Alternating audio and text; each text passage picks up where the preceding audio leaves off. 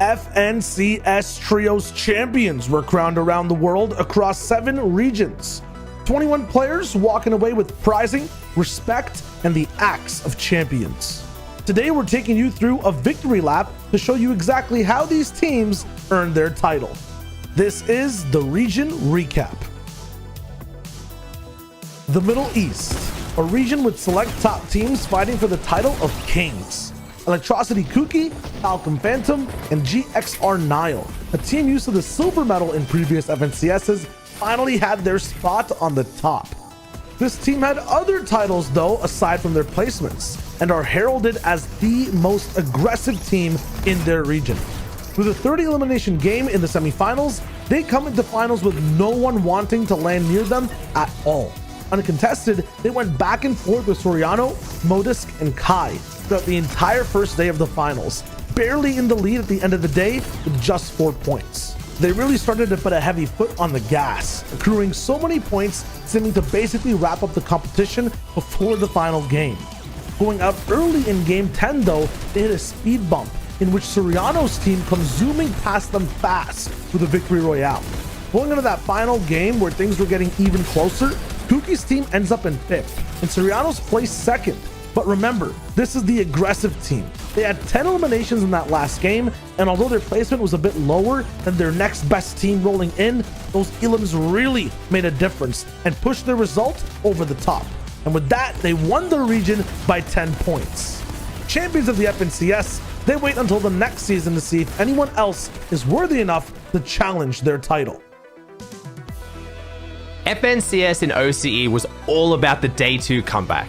Power Muzz, Power Luda, and Speedy were in 3rd place at the end of the first day, 45 points behind the first place team of Sorif, Volks, and Sync. With their eyes set on the title, they came bursting out of the gate fast on the second day with a 2nd place that had 10 elims, which massively helped them close the gap. They played consistently for the rest of the day, never placing outside the top 10, getting elims in every single game, as well as picking up a victory royale with 9 eliminations right before the final game. With this consistency over the day, alongside the victory royale, they had a huge lead coming into the last game and placed 8th inside the top 10 again with a few eliminations to spare. This let them hold on to their spot, and each of them picked up their first ever FNCS first place. For the FNCS finals in Asia, it came down to 2 teams with a legacy of victory. The Crazy Raccoon trio of Nator, Alice, and the FNCS Invitational champion Q-Jack versus Fram, Mercy, and Pacotine. For Nator, Alice, and Q-Jack, this was their time. From the start of this FNCS, they jumped into their first qualifier placing 3rd, and that top tier performance continued into the semis, where they placed 1st. Having a taste of total victory from start to finish, it was the last game of Asia where they would have to make the final push. 12 points down to their rivals, both teams are alive in the final zone to determine the winner. Both teams are wiping trio after trio, and it comes down to a matchup between both teams. Alice takes out Paco and Fram in the same 5-second window, and then later also gets the final shot onto Mercy. They personally removed the team ahead of them on the leaderboard, place 2nd in that game with 9 eliminations, and become the champions of the Asia region. They take the Axe of Champions home and leave us with a game to remember forever. Europe showed us how intense a finals for the FNCS can be, all the way down to the last game. It was Guild Hen, Wave Janus, and Uguay, better known as Chapix, that earned the title of champions, but it wasn't an easy ride all the way up to the top. After the first day, they were only in 3rd place, and had a few inconsistent games asking us the question of if they were actually champion material. They answered loud and clear on day 2. Their first game they placed 3rd, and then in game 2 of day 2 they got a victory royale and a very impressive run throughout the day. Their final game came down to an 11-point difference between them in 1st and the 2nd and place teams behind them. A $100,000 snipe takes out Resin from the 2nd place team, yet at the same time, Flick in 3rd made up the point differential with eliminations. Down to the wire, it was their positioning and performance in the endgame that made them survive longer, shoot better than any other team, claiming their last victory royale and title as the champions of Europe. Not only have these guys performed in the FNCS finals, picking up the Axe of Champions, but they've performed in every other tournament they've played this season, their lowest placement currently being 5th. Hen, Janus, and Chapix truly personify the title of champions, and this qualifies them through to next season's FNCS finals as well, where I'm sure they'll be looking to continue their reign. Se existe uma oportunidade para pegar o topo do mapa, é melhor não pensar muito, pois o trio SHYOWAGER, King e Kadu, campeão da FNCS temporada 5, capítulo 2 na região Brasil, é especialista em dominar essa posição e definir o ritmo da partida. Na semifinal, eles ganharam 3 das 6 quedas disponíveis no grupo D. Já na etapa final, o ritmo de vitórias Royale não mudou e eles levaram 5 das 12 quedas. Ainda assim, apenas 8 pontos de diferença separaram os ganhadores do segundo lugar, tornando essa FNCS a mais disputada de todas as temporadas. Agora, vamos falar sobre cada um desses jogadores. SHYOWAGER atua como líder no jogo e sempre guia o seu time pelas melhores rotações.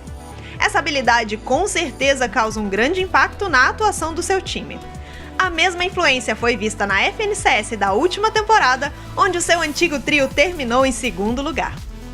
Dessa vez, a história foi diferente e ele atingiu o topo da tabela ao lado de seus novos companheiros de time. King é um jogador experiente em campeonatos, com mais de 30 títulos no currículo se incluirmos os campeonatos diários. Sua habilidade individual em todos os fundamentos do Fortnite é incrível. Além disso, King se destaca pela capacidade de focar em finais de partida, conseguindo muitas vezes ganhar sozinho duelos contra mais de um adversário. E para completar esse trio muito habilidoso, temos o Kadu. Sua história no Fortnite não começou hoje. Kadu sempre apresentou resultados incríveis em campeonatos semanais dentro do jogo e também ganhou destaque ao disputar torneios em outras regiões, conseguindo bons resultados mesmo com um ping mais alto. Em resumo, esse trio é a prova que quando unimos noção de jogo e mecânica, o resultado pode ser surpreendente. Finals for NA East were close all the way to the very end. In the last game, so many big names were still in the contest to be crowned champions.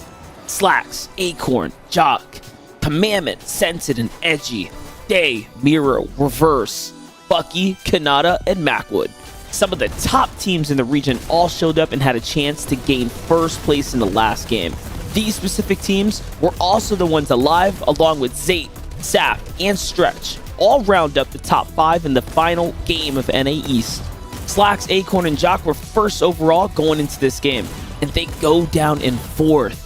All of the other teams tried the entire time to get as many elims as possible, trying their best to gain points.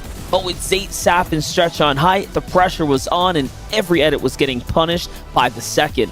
In the final moments, Bucky wins in an amazing 15-layer vertical showdown up against Zate. And although it was impressive, the record placement of Acorn, Jock, and Slacks built up throughout the day was just unmatched. Just listen to this.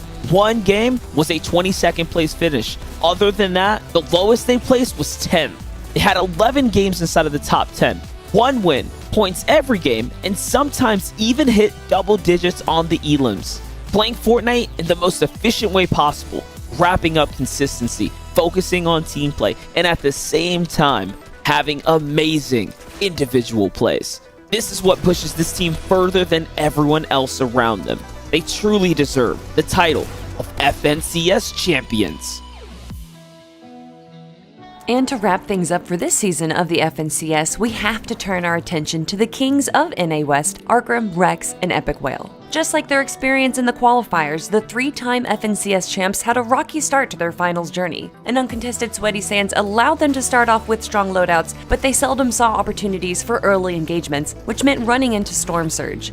However, once endgame rolled around, so did their domination. Arcrim, Rex, and Epic Whale would rip through the opponents on the low ground, regardless of what situation they were in. By Game 5 of Day 1, the team was in full swing and ready to take their first victory royale. Bordiar, Macon, and Reet may have had height and the Hydro 16 RPG, but Arc, Rex, and Epic Whale played patiently, eventually knocking them down to the low ground and taking them out with ease for the win. They continued their momentum into Day 2, making it to the endgame in all 6 games, 4 of which they placed in the top 5. Great loadouts, quick car rotations, and smart engagements set themselves up for easy elim and placement points, another victory royale, and ultimately the entire competition. And the rest is history. Stories of dominance across 7 regions. Close games that came down to the final zone with highlights that'll last a lifetime throughout Fortnite. High stakes, new teams, old names. This FNCS truly was the best so far and definitely one to remember. The top 3 teams, including the champions, will return next season of the FNCS. There'll be new challengers ready to take a shot at being champions as well. But until then, Fortnite fam, we hope you had fun and found a few teams to follow in between seasons. Keep an eye out for even more while you're on that battle bus. We'll be seeing you real soon. Beep, beep.